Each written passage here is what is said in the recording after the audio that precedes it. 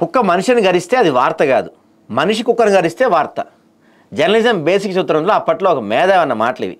ఇప్పుడు ట్రెండ్ మారింది, టెక్నాలజీ మారింది, జర్నలిజం మరింత డిఫరెంట్ స్టేట్కి వెళ్ళిపోయిందండి. ఉధృతంగా జనం మీదకి విరుచుకు పడిపోతుంది.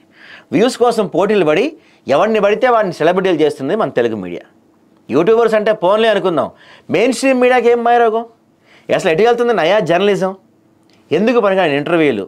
ఇలాంటి జర్నలిజంతో సమాజానికి ఇస్తున్న మెసేజ్ ఏంటి? అక్కడ లిక్కర్ టెండర్లు లక్కీ డ్రా కార్యక్రమం జరుగుతుంది.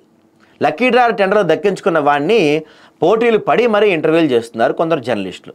వాడేదో క్రికెట్లో ఇండియాకి వరల్డ్ కప్ తీసుకుని వచ్చినట్టుగా, బోర్డర్లో యుద్ధం చేసినట్టుగా ఇంటర్వ్యూలు ఇస్తున్నాడు. ఇంకో దారుణమైన విషయం ఏంటంటే లిక్కర్ వ్యాపారులు కూడా ఇంటర్వ్యూలు ఇస్తూ యుద్ధ విధులు మాదిరిగా ఫీల్ అయిపోతున్నారు.